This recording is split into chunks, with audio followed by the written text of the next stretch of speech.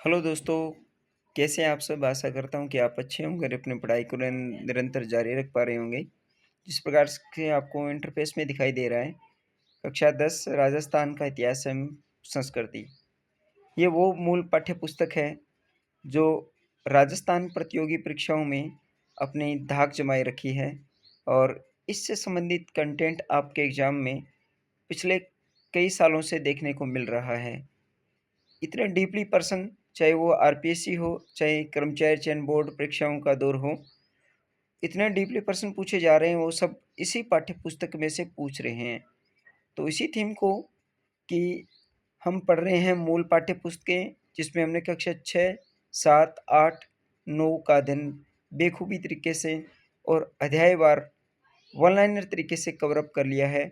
आप इस चैनल पर पहली बार विज़िट कर रहे हैं, तो चैनल पर जाके प्लेलिस्ट देखिएगा और उसमें आप कक्षा 6, 7, 8, 9 का वन लाइनर तरीके से शॉर्ट ट्रिक के तरीके से आपको आपका कंटेंट है वो कवर अप करवाया गया है। तो आशा करता हूँ कि आप जाके प्लेलिस्ट में देखेंगे उन वीडियो को और अपने कॉन्सेप्ट को क्लियर करने का प्रयास करेंगे। और आपसे एक हम्बल रिक्वेस्ट भी रहेगी, चैनल पे पहली बार विज़िट कर रहे हैं तो चैनल को ज़रूर सब्सक्राइब कर लीजिएगा। आपसे आपका एक सब्सक्रिप्शन हमारा इतना मनोबल बढ़ाता है कि हम आगे इस तरह के नवाचार बनाने की हिम्मत रख पाते हैं और हमें इस चीज़ का प्रोत्साहन और एक मोटिव मिलता है।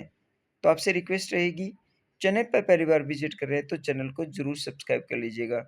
वीडियो पूरा देख के जाइएगा। अब तक हमने इस पाठ्य पुस्तक के स 6 से 7 और 8 अध्याय को कवर अप कर लिया है। मैं बताना चाहूँगा इस चैनल के माध्यम से, इस वीडियो के माध्यम से अब तक हमने पिछले पिछले टॉपिक में हमने पढ़ा था, हमारा पिछला टॉपिक था इस पाठ्य पुस्तक का राजस्थान के लोक नृत्य एवं लोक नाट्य। अब हम इस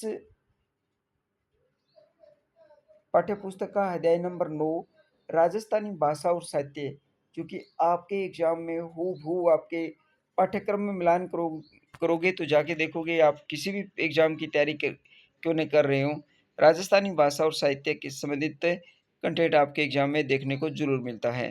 तो जिस प्रकार से आपको दिखाई दे रहा है राजस्थानी भाषा और बोलियां, राजस्थानी भाषा की उत्पत्ति और विकास, क्षेत्रीय बोलियां, राजस्थानी की प्रमुख बोलियां मारवाड़ी, मेवाड़ी, ढूंढाड़ी, हाड़ौती, मेवाती, इस प्रकार से यहाँ दिखाई दिखाई दे रहा है ना, मारवाड़ी, मेवाड़ी, ढूंढाड़ी, हाड़ौती, मेवाती, बागड़ी, मालवी, शेखावाटी, भीली। तो ये आपका ऐसा टॉपिक बनता है जो आपके एग्जाम में एक न एक प्रश्न इससे जरूर आता है। तो इसे पूरा देखिएगा और आपके कॉन्सेप्ट को क्लियर करने का प्रयास कीजिएगा। तो चलिए शुरुआत करते हैं आज के इस टॉपिक की, राजस्थानी भाषा और साहित्य। तो देखिए, राजस्थानी भाषा एवं साहित्य का पहला प्रश्न आज के इस टॉपिक का, मुरु भाषा का सर्वप्रथम लिखित उल्लेख कहाँ मिलता है? मुरु भाषा का सर्वप्रथम लिखित उल्लेख कहाँ मिलता है?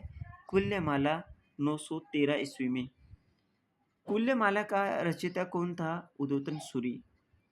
राजस्थानी भाषा के लिए सर्वप्रथम राजस्थानी शब्द का प्रयोग किसने किया था? जॉर्ज एब्राहम ग्रेसन्स ने, और ये 1912 में किया था। इसके बाद आगे बढ़ते हैं, आज का चौथा क्वेश्चन पढ़ते हैं। आज के चौथे क्वेश्चन में दिया गया है कि किस पुस्तक में जॉर्ज एब्राहम ग्रेसन ने सर्वप्रथम राजस्थानी भाषा शब्द का उल्लेख किया था? लिंग्विस्टिक सर्वे ऑफ इंडिया में।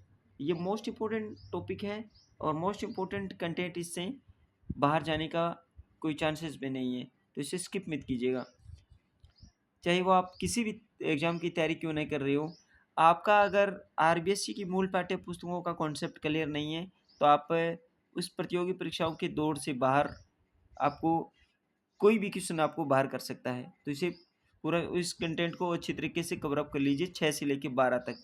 आपका ये कंटेंट क्लियर होना बहुत ही आवश्यक है अगर आप राजस्थानी प्रतियोगी परीक्षाओं की तैयारी कर रहे हैं। तो पढ़ते हैं आगे, कंटेंट की तरफ बढ़ते हैं। किस संपर्क अपभ्रंश भाषा से राजस्थानी का उद्भव माना जाता है? मुरु गुजरी से। राजस्थानी बोलियों को कितने भागों में बांटा गया है? 2 भागों में। पश्चिमी राजस्थान में कौन सी बोलियां बोली जाती है? देखिए, पश्चिमी राजस्थानी मारवाड़ी, मेवाड़ी, शेखावाटी और बागड़ी।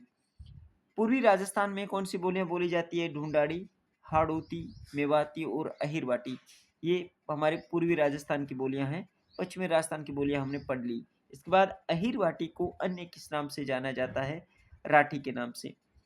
थली व गोडवाड़ी बोलियां किसकी उप बोलियां हैं? मारवाड़ी की। मारवाड़ी की जो उप बोलियां हैं वो थली और गोडवाड़ी है। इसके बाद 11वां प्रश्न पढ़ते हैं आज का। 11वें प्रश्न में आमेर क्षेत्र में बोली जाने वाली भाषा क्या कहलाती है? ढूंढाड़ी। 6 शब्द का सर्वाधिक प्रयोग किस भाषा में होता है? ढूंढाड़ी में। अलवर और भरतपुर क्षेत्र में बोली जाने वाली प्रमुख बोली कौन सी है? मेवाती। मेवाती पर किस भाषा का प्रभाव स्पष्ट देखने को मिलता है? ब्रिज भाषा का।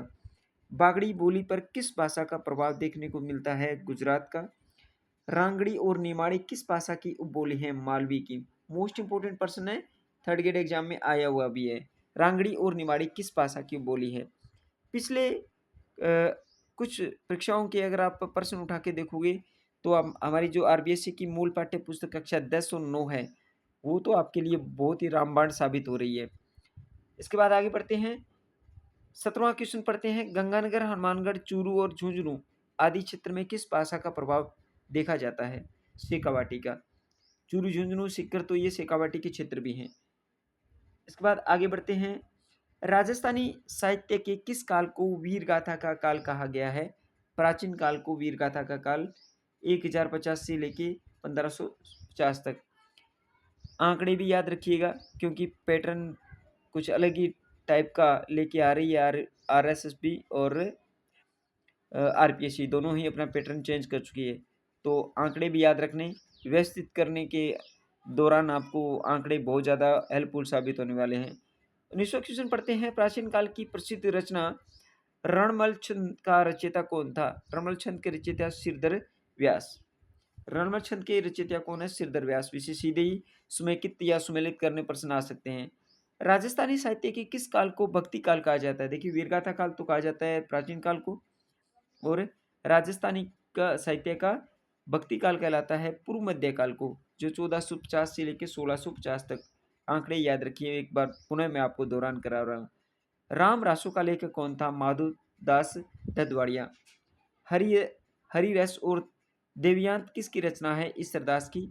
इसके बाद आज का 23वां प्रश्न पढ़ते हैं। रघुनाथ रूपक किसकी रचना है? कवि मंशाराम की। राजस्थानी साहित्य का आधुनिक काल कब से शुरू होता है? राजस्थानी साहित्य का जो आधुनिक काल जो चल रहा है वो 1850 से शुरू होता है। राजस्थानी साहित्य में चेतना का संकनाद किसने किया था? चेतना का संत बांकीदास मारवाड़ व सूर्यमल विष्णु बुंदी ने किया था। राजाओं महाराजाओं द्वारा स्वयं के सम्मान, सफलताओं और विशेष कार्यों के विवरण को लिखवाना क्या कहलाता है? ख्यात। अचल दास खिंचीरी कुचनिका किसके द्वारा रचित है? शिवदास का गार्डस देव के द्वारा, गार्डन के द्वारा। इसके बाद अगला प्रश्न पढ़ते हैं। राठौड़ रतन सिंह मेघदास सोत्री वचनिका का लेखक कौन है? खिड़िया जग्गा। कलात्मक गद्य जिसमें उर्दू व फारसी के शब्दों का प्रयोग होता है क्या कहलाता है? दवावेत। राजस्थानी काव्य का मातृक्षण किसमें जिसमें दोहे हैं क्या कहलाता है? जमाल। ये प्रश्न आपको साधारण से और सरल से लग रहे होंगे, लेकिन जब कंटेंट और एग्जाम के दौरान जब आप पर वो स्ट्रेस होता है और यही प्रश्न आपको फिर उस दिशा से पुट आउट कर देते हैं, इतने खतरनाक प्रश्न बन जाते हैं उस समय जब आप इसके ऑप्शन निकालते हो। कहानी की तरह करने व सुनने की विद्या क्या कहलाती है? वात। किस काव्य के मातृक छंद के 24 अक्षर के वर्ण छंद के अंत में यह गण होता है? झूलना। संत महात्माओं का जीवन परिचय राजस्थानी भाषा में जिस पदबद्ध रचना में मिलता है क्या कहलाता है? पर्ची। इसके बाद किसी वश और व्यक्ति विशेष की उपलब्धियों को प्रकट करने वाली कृतियां क्या कहलाती है? प्रकाश। राजा या किसी व्यक्ति विशेष की मृत्यु के बाद शोक व्यक्त करने के लिए जिन काव्यों की रचना की गई क्या कहलाए जाते हैं? मरणशा। जिस काव्य ग्रंथ में किसी राजा की कृति, विजय, युद्ध, वीरता आदि का विस्तार से वर्णन क्या कहलाता है? रासो। ये रासो आया था पिछले थर्ड ग्रेड एग्जाम के दौरान, वीर रासो से संबंधित पूछा गया था। किस काव्य ग्रंथ में किसी राजा की कृति, विजय, युद्ध, वीरता आदि का विस्तार से वर्णन हो, क्या कहलाता है? रासो। बिसल रासो का रचयिता कौन है? नरपति नाहल। रतन सिंह रासो का रचयिता कौन है? कुंभकर्ण। इसके बाद 39वां प्रश्न पढ़ते हैं। 39वें प्रश्न में पूछा गया है, हमीर रासो किसकी रचना है? जोधराज की। इसे नोट डाउन करते जाइएगा। कुमार रासो किसकी रचना है? दौलत विजय। संगत रासो किसकी रचना है? गिरधर आसिया की। किसी वस्तु अथवा व्यक्ति विशेष की उपलब्धियों के स्वरूप को दर्शाने वाली काव्य कृति क्या कहलाती है? रूपक। किसी विषय विशेष का विस्तार से वर्णन करना क्या कहलाता है? विगत। विगत। मारवाड़ परगना की विगत किसकी रचना है? मुणोत नैणसी की। मोस्ट इंपोर्टेंट पर्सन है। संत कवियों द्वारा अपने अनुभव किए जाने ज्ञान का वर्णन किस माध्यम से किया जाता है? साखी के माध्यम से। जनसाधारण जनसाधारण की जनसाधारण की भावनाओं को आमजन तक पहुंचाने के लिए साधारणतः पढ़े लिखे लोगों द्वारा किया गया काव्य क्या कहलाता है? श्लोका। इसके बाद आगे बढ़ते हैं। 48वां प्रश्न, द्रौपदी विनय किसकी रचना है? रामनाथ कविया की रचना है द्रौपदी विनय। मिंजर और लीनटास लीलटास किसकी रचना है? कन्हैयालाल जी सेठिया की। राजस्थान का प्रथम आधुनिक गद्यकार किसे कहा जाता है? शिवचंद्र भरतिया को राजस्थानी भाषा का प्रथम आधुनिक गद्यकार कहा जाता है। दुविधा, उलझन, अलेकू हिटलर, बातारी फुलवारी आदि किसकी रचना है? विजयदान देथा की। विजयदान देथा की किस रचना पर पहली नामक फिल्म का निर्माण किया जा चुका है? दुविधा। इसके बाद हूँ गोरी किन पीवरी हूँ गोरी किन पीवरी, जोग सो चांदा सेठानी आदि किसकी रचना है? याजवेंद्र शर्मा की। प्रणोती कुमारी, धोरा रो धोरी, एक बिननी और दो बिन आदि कहानियाँ किसकी रचना है? नथमल जोशी की। मोस्ट इम्पोर्टेंट कंटेंट है, इसे बढ़िया तरीके से अपने नोटबुक में नोट डाउन कर लीजिएगा। तो इसके बाद आज के कंटेंट में इतना ही।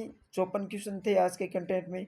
वीडियो कैसा लगा? आप अपनी प्रतिक्रियाएं और सुझाव आमंत्रित है आपके, तो आप ऐसे कमेंट सेक्शन में अपने सुझाव और जो प्रतिक्रियाएं वो दे सकते हैं। और हमें आप पर हमेशा गर्व रहेगा क्योंकि आपने हमारे इस चैनल पर विजिट किया और हमें प्रोत्साहित करने के लिए चैनल को सब्सक्रिप्शन दिया। आज की वीडियो में इतना ही। मिलते हैं एक नेक्स्ट टॉपिक के साथ, इसी कंटेंट के साथ कि हम पढ़ रहे हैं राजस्थानी आरबीएसई मूल पाठ्य पुस्तकों के साथ इस थीम को लेकर चल रहे हैं। आज के कंटेंट में इतना ही। धन्यवाद।